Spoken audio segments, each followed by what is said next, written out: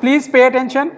Today's lecture is about listening skills. Earlier we studied communication skills. In the communication skill, there is something called listening skill also. So we will learn about listening skills. Let's begin with its definition. First thing that we understand about listening skill is that it is a sort of a process.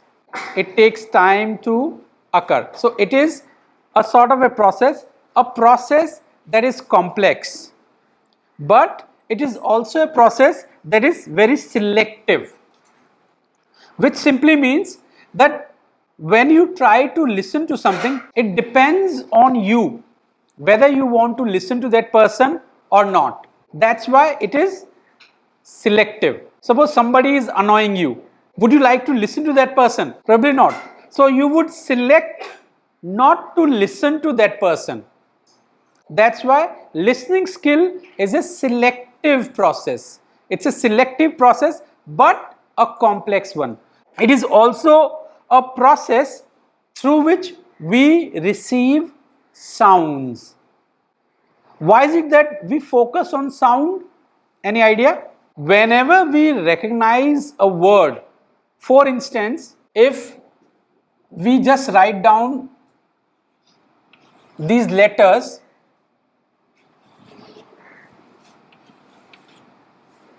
and we pronounce these letters, for instance, from any sequence, O, G, D. So any letter or any word, it is recognized through its sound. That's why we are saying that listening skill is a process of receiving of sounds, because when you listen to someone, you are not paying attention to how the words appear. Although when you pay attention to the words, how they appear, even then you need to pronounce them. You need to make them visible to other people by the use of the sounds, right? That's why it's a process of receiving the sounds. So when you listen, you're not using, let's say, the visual skill. You're not looking at the sounds. You will listen. That's why it's a process of receiving the sounds. How do you receive the sound? Through your hearing capacity. You listen to the sound through hearing capacity.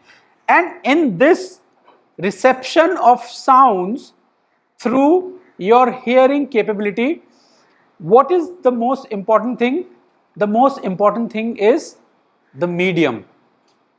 And now what is the medium of reception of these sounds? Ears, obviously, because you will not be able to listen to anything without the help of ears.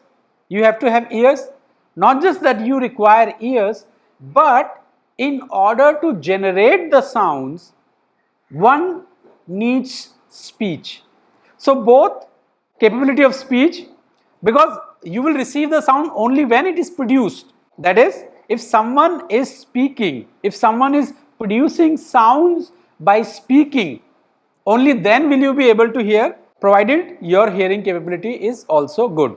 Which simply means that it's a process of reception of sounds in which not only the medium is very important, which is hearing capacity or hearing capability, but also the production of sound is very important, which is speech, through speech. It's a complex process. It's selective process. It's a process of reception of sounds by hearing, in which your ear function or play a very important role, and the speaker's speech also plays a very important role, because if the speaker is not able to pronounce sounds of these letters, then you will not be able to hear. If someone is just producing gibberish or someone is mispronouncing the sound, for instance, if I give you a simple example, this is a word L-I-V-E, but you might have encountered or heard many of your friends speak or pronounce it as leave, like this, right? Live, leave. So there is a difference, but you might hear this pronunciation also. So if you hear this pronunciation for live, then obviously there is some problem in the recognition of a particular word through the sounds, and that's why the speaker is mispronouncing them. This is one thing. Second is also slight confusion, because a word like live, there is another word with the same spelling, live. So in this also, if you are not able to distinguish between which word the speaker is using, as a speaker for instance, not as a listener for the time being, if you are not able to distinguish which word you are using, then obviously you will commit a mistake. In simple terms, what we are focusing at the moment is that it is a process of reception of sounds through your hearing capacity, in which ear as a medium to receive the sound are very important, and to produce the sound through speech by a speaker, that is also very important. So both hearing and speech, both capacities are important. Thirdly, it is also a process of focusing on the sound. The same example can be used. Suppose somebody is speaking, but you don't focus on the sound. Each word is recognized, as I already said, through its sound. So, because the word is recognized through the sound, especially in a face-to-face communication. Do you remember the last lecture on communication skill?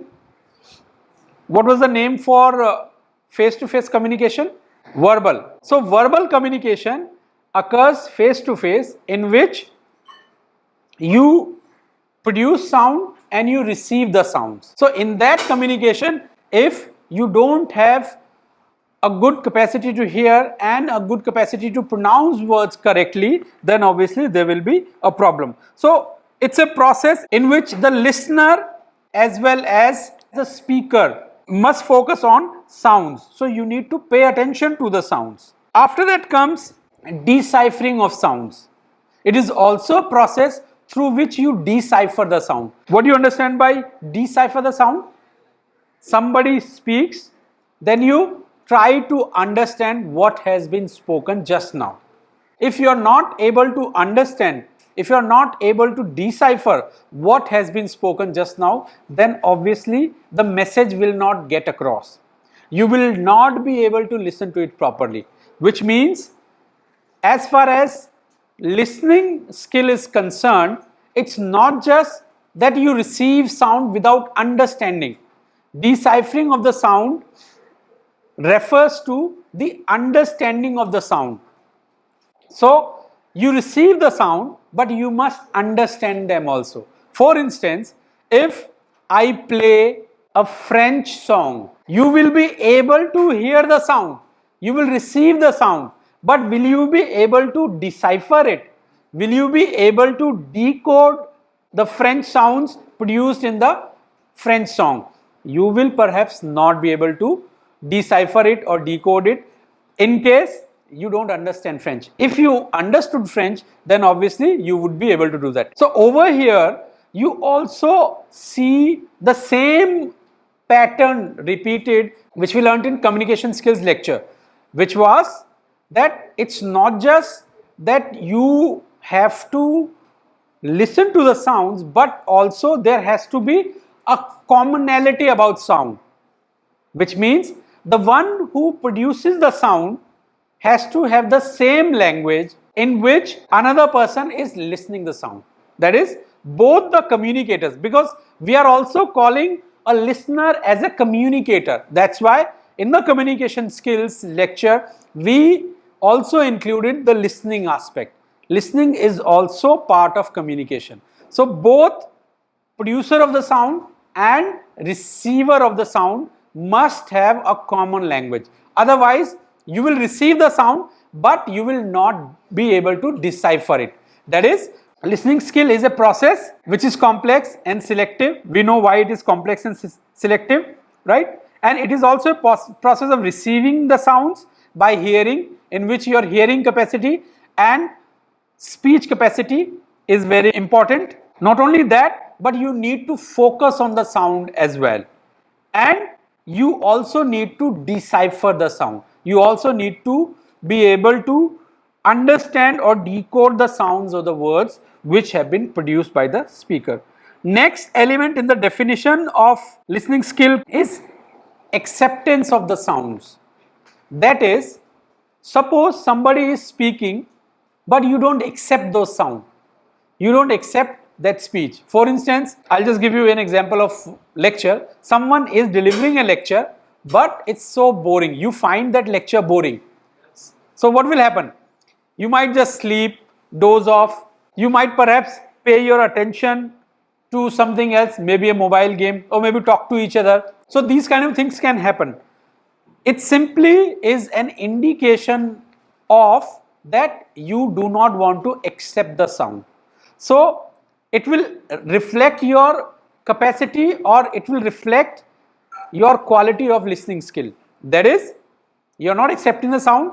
So somewhere there is problem in the skill of listening. So you need to accept the sound. Not only that, acceptance of the sound means here that you need to actually show willingness to receive it, but it also means that you interpret the message. Just as decoding or deciphering the sound, similarly you need to interpret, you need to understand what is going on. If you don't understand, obviously you will shut your mind. Okay, you will simply shut yourself off from whatever is being spoken. So you need to interpret and understand those sounds and messages which you are supposed to receive as part of your listening skill. Another element, which is the fifth element in the definition of listening skill, is storing of sounds. You listen to the lecture, but perhaps you do not store it in the mind. Storing it in the mind means that you will recall it whenever it will be required. That's why we are doing the learning, aren't we? Because as students, it's not just that we listen, which means it's not just that we receive the sounds depending on our capacity of listening. It's not just that we receive the sound, but we also need to store them. That is, the knowledge that we accumulate, we should be able to retrieve that knowledge. As part of the listening skill, you also need to store it over here. Your brain is the best storage system. So if you store it here, you will remember it. So you keep sound or the messages. We are referring to them again and again as sound because we view, as far as listening skill is concerned, we view everything in terms of sound. Messages also in terms of sound. So you keep sounds or messages in the mind so that they can be retrieved in future for your own use. For instance, while reproducing or while answering the questions in the exam. So these were the 5 areas or 5 elements which are included in the definition of listening skills, which means first is receiving, that is you receive the sound. Second is focusing. Third is deciphering. Fourth is accepting, and fifth is storing. Now let's move to another element. One might ask a question, why is it that one should listen to something carefully? Why do you need to listen to something carefully? What is the obligation? Is there an obligation or it's just a natural process? And pay attention to the word carefully. Why do we need to listen to each other carefully? Is because we live in a social system, and in the social system we all are interdependent, and for smooth functioning of the social system we need to listen to each other. If we stop listening to each other, can you imagine that the society will function smoothly? Do you think the society will function smoothly? That's why the listening skill is important. That's why we must listen to each other carefully, because we live in a social system in which everyone is interdependent. Because everyone is interdependent, that's why you need to listen to each other carefully so that society can function. Not just there is a sort of a social obligation to listen to each other carefully, but there is also another obligation which is concerned with exchange of information. Because all the time we exchange information, don't we? We all the time share and exchange information. So for that also we need to listen to carefully. Suppose you are employed as a receptionist and you sit at the door of your office. You are the one who will be receiving all the calls. You are the one who will be receiving all the guests, whoever will come to your office, isn't it? And suppose you don't pay attention to all these messages that come across. Will you be able to convey those messages to your boss? Probably not. If you're not paying attention to the phone call in which a message is left for your boss, you will not be able to convey it across to your boss, right? Because you did not pay attention. So there is a practicality also. But since we live in a social system, so we should look at everything that we learn within this context. And language learning and society go hand in hand. Anything that we do in a social system has a relationship with the social system. So when we learn a language, that is also part of society. That's why exchange of information, to engage in social interaction, because we are interdependent, right? That's why we need to listen to each other carefully. Not only this is the obligation, but there is another thing. That thing is that through listening carefully, we also receive a lot of knowledge. That is, being a knowledgeable person will only depend on whether you have a good listening skill or not. If you don't have a good listening skill, it simply means you will not receive the knowledge. And if you will not receive knowledge through listening by receiving ideas, then obviously there will be huge problems, especially when you are students. Not just that we need to listen to each other because we live in a social system, but listening skill is also required for sharing of our feelings.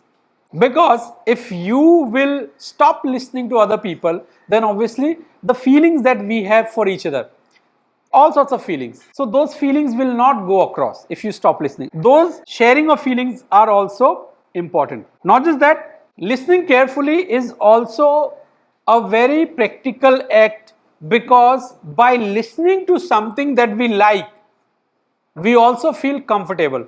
For instance, suppose you had a very hectic day.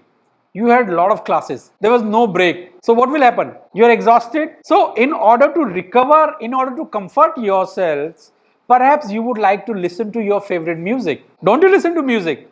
Whenever you feel sometimes sad, or you are exhausted, or you want to sleep. So listening is essential for our survival also, because through listening skills, through listening something, we also comfort ourselves. We also give pleasure to ourselves through listening. Now let us move to the types of listening. There are several types of listening. The first is called active listening. So active listening is a process of understanding the speaker's content. So you are an audience, for instance, and some speaker is speaking.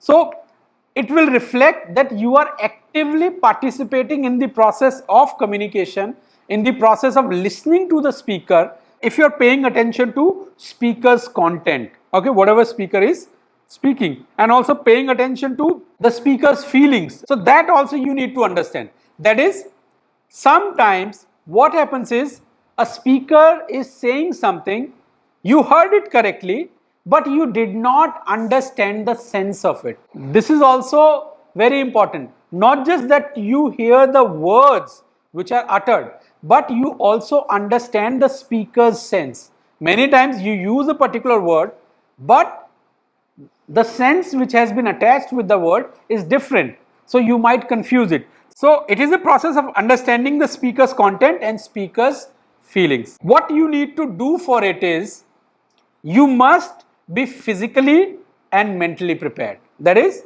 if you are exhausted, which will show your physical weariness, and if you are exhausted also mentally in your mind, then obviously you will not be able to participate actively in the process of communication. You will not be actively listening to the speaker. So physical and mental preparedness is required. When you are physically and mentally prepared to listen to something, it will be categorized as active listening. In this, body language is also important. Remember, We learned body language also. So body language is also important. Why? Because through body language, one can guess whether someone is actively listening to a speaker or not. For instance, a speaker is going on and on, right? For whatever reasons, you have just done this. So what does it indicate? It indicates that you are not interested. In the body language, we also included eye contact. Suppose there is no eye contact from speaker's side or from listener's side. So that also will indicate that you are not interested. So through body language also, it can be indicated whether you are actively listening or not. So if physical and mental preparedness is missing in you, it will indicate that you are not an active listener. So you are not participating in the act of communication actively. Next type is passive listening. Passive listening is a way of listening without talking. Now you might wonder, don't we listen to other person without talking? Over here what is meant is that when you listen to someone, you also are supposed to respond to that speaker. So you listen to someone, but it should generate some sort of response in you. Now, suppose a speaker comes to the class and the speaker is delivering the lecture, but you are just doing your work, whatever work you have. So you are not talking, which simply means you are not reacting or you are not responding to the speaker's speech here. You are just indifferent. So by talking here, this is also meant that when you are listening to something but without showing an interest, without responding to the speaker, by being indifferent to what is going on. Passive listening is also a way of listening without directing speaker in non-verbal way. So the same example we can use. The example is that through your body, through the non-verbal communication, you will communicate to the speaker that you are not interested. For instance, you might play a game, you might not make the eye contact, you might doze off, or you might even, let's say, show some sort of, expression on your face, which might go against what is going on as far as speaker is concerned. So it's a way of listening without directing speaker in non-verbal way. In short, you will be called a passive listener when you are physically present but you are mentally absent in the act of communication, because it's an act of communication which is going on. So passive listener will be a listener who is physically present but mentally that person is absent. A person is physically present but mentally that person is absent. That is, the person is not paying attention, in very simple terms. Now, what is the cause of passive listening? Passive listening might be caused by force. So for instance, perhaps you people have been forced to sit in the class. So passive listening is created. A person is made a passive listener by the use of force. Force could be a very visible kind of force in which someone might actually physically hold you and then fix you in the classroom. Force could be invisible also. That is, there are some rules and regulations because of which you have to be present in the class. The bottom line is that if anything that is forced on you, that will actually not get across. So the act of communication which is happening in the class, it will go absolutely above your head. It will be wasted if you have been forced to sit in the class. So you will ultimately be turned into passive listeners. So do you think the Indian education system has made you a passive listener instead of active listener? Because the bottom line is this, that you cannot force something on somebody, because if you will force it, it will not get across naturally. You will not understand it naturally. You become a passive listener when listening or communication is forced on you. Remember one-way communication we understood in the last lectures?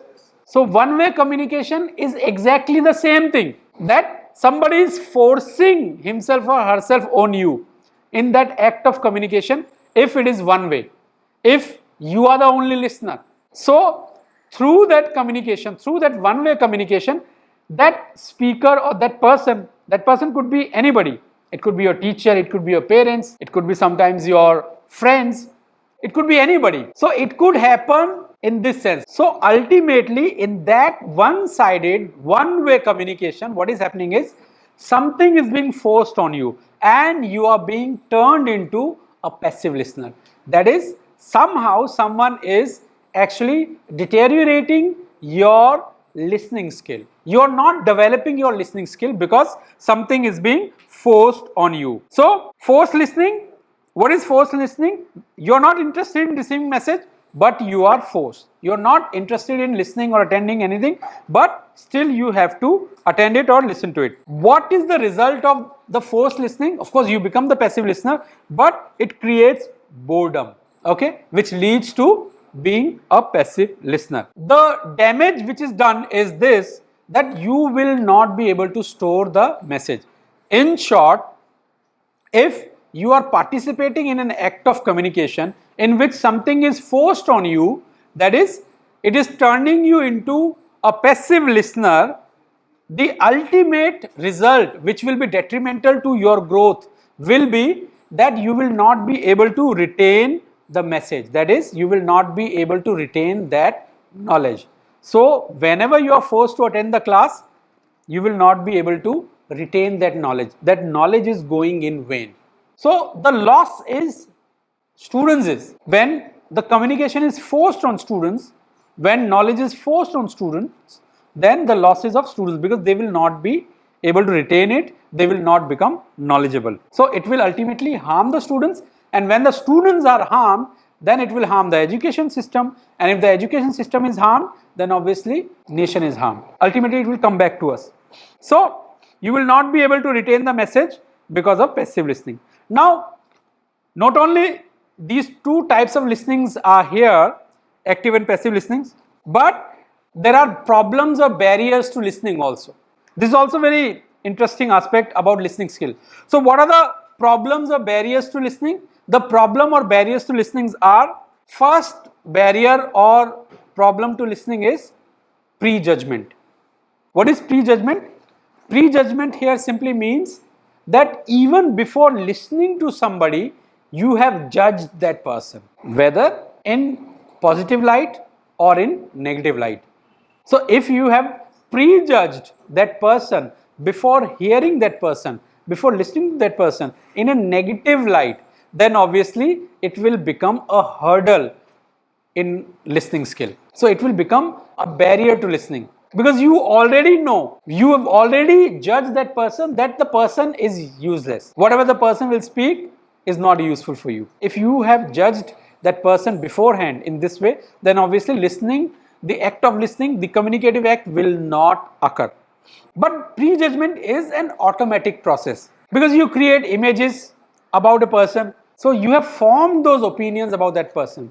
So once you have formed such opinions, that is, you have prejudged that person without listening to that person, without perhaps having an experience with that person, then obviously automatically you will repel that person. You will not listen to that person. So it becomes an automatic process of rejection, an automatic process of not listening to that person, which simply means that one does not listen to a person about whom they have formed an opinion.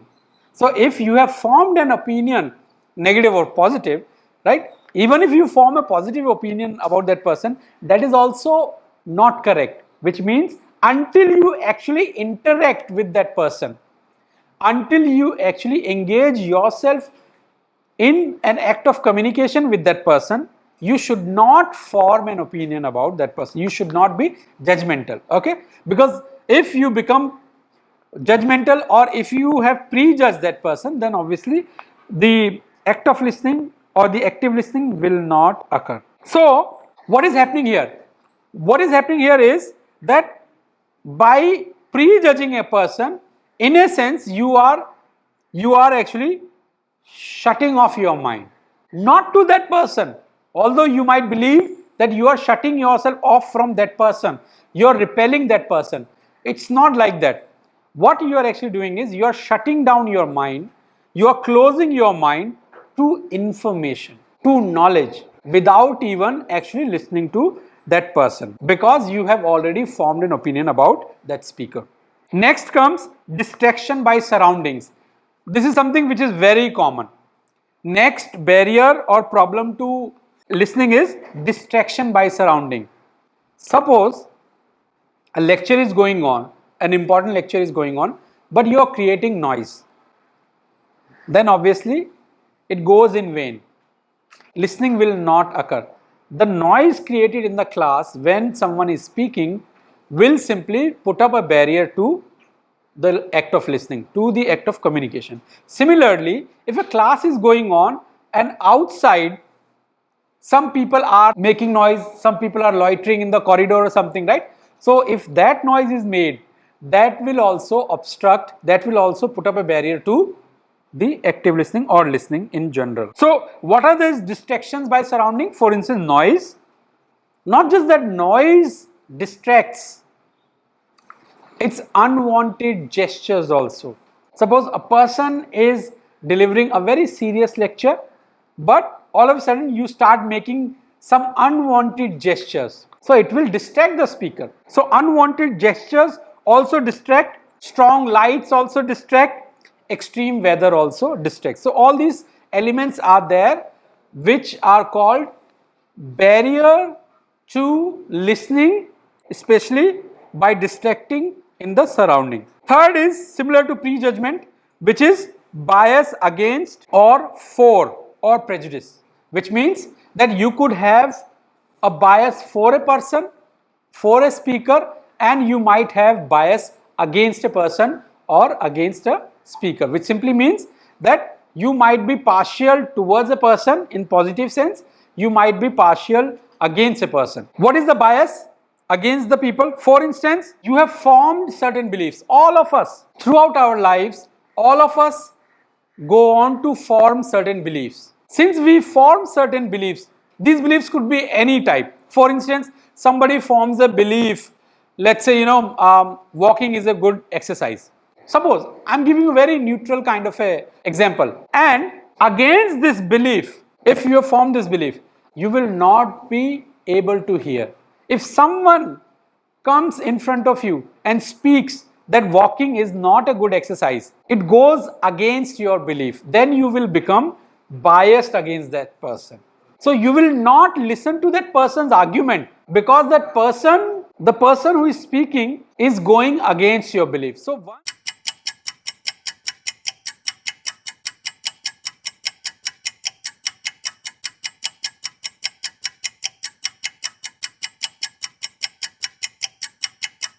the third problem or barrier to listening is bias against or bias for somebody or something and prejudice, which simply means that if suppose you have bias for something, we understand it in terms of formation of beliefs. It is similar to prejudgment. So once you have established certain beliefs in your mind, of course, we all undergo this process.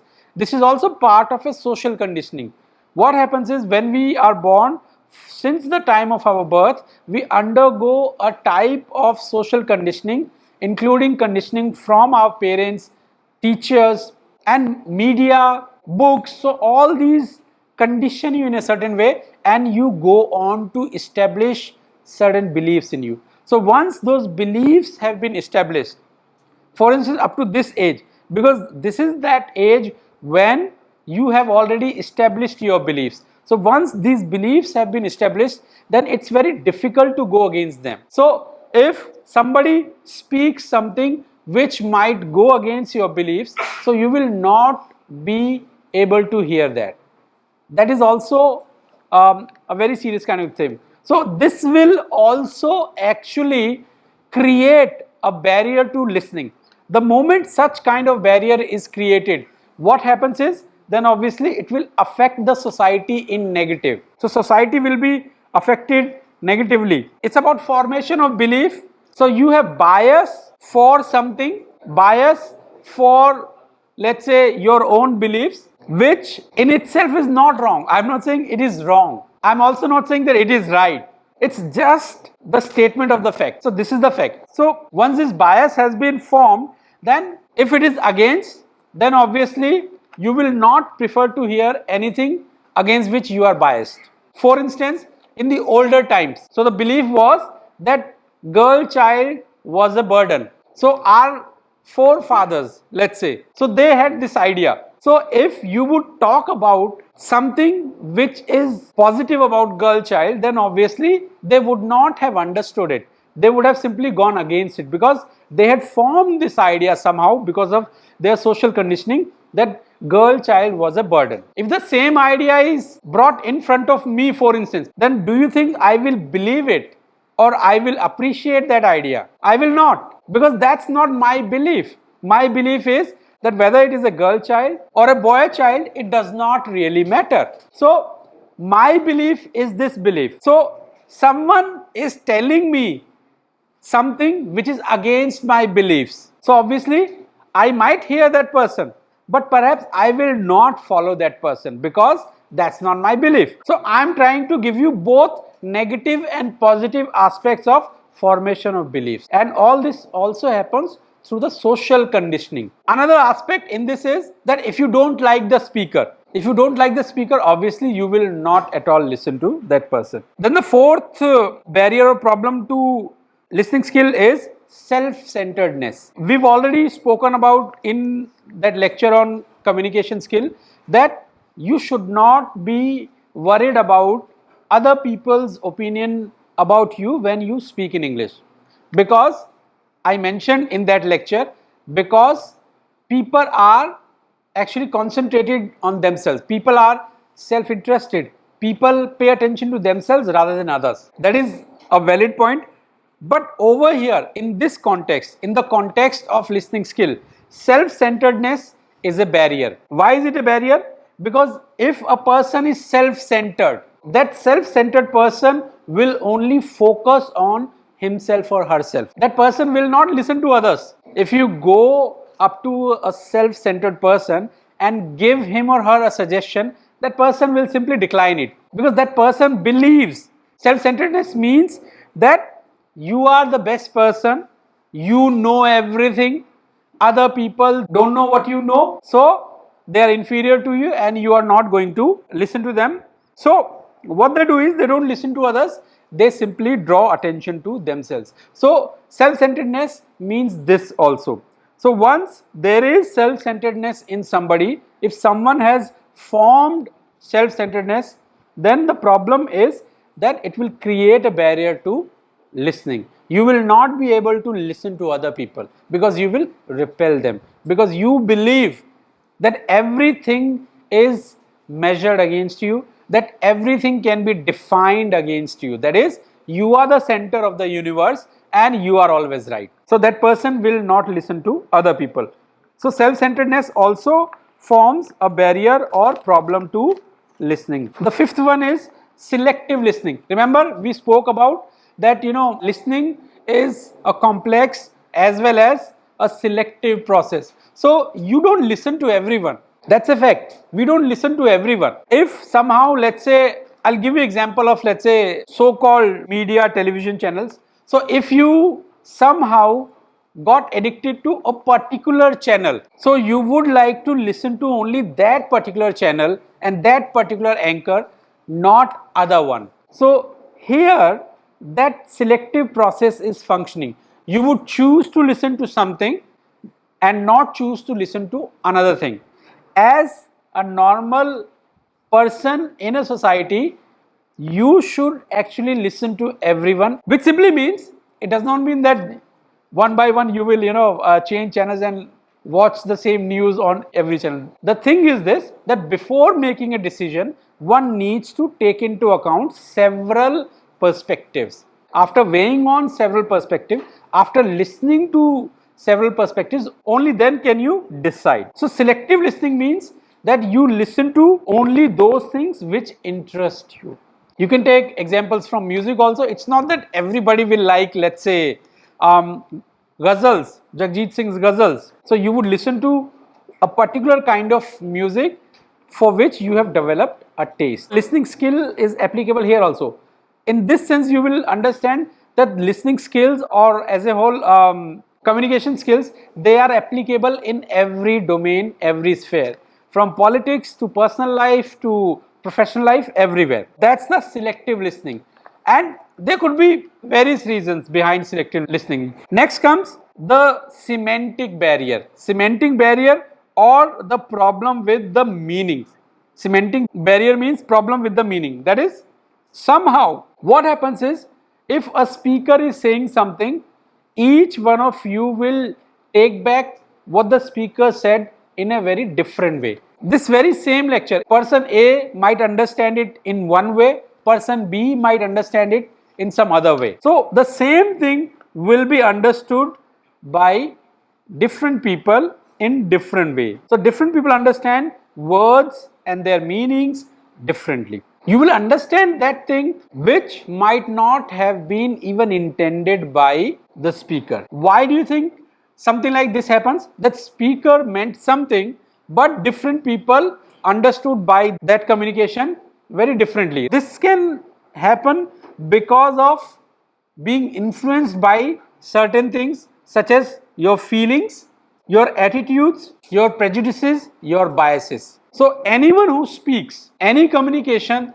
that is given to you, you will receive it depending on your feelings, depending on your attitude, depending on what kind of prejudices you have, what kind of biases you have. That's a problem or barrier which is known as semantic barrier, or barrier caused by the meaning. So we understand things differently because we have been influenced by our own feelings, attitudes, prejudices and biases. And sometimes what happens is, perhaps one gets offended or annoyed by utterance of a speaker's words. This could also happen when you simply do not want to understand the meaning. So maybe communication was sent, and from that communication you got annoyed, or you found that the speaker is annoying you. So in that also the meaning will not reach you, you will repel it, and then obviously it will be viewed as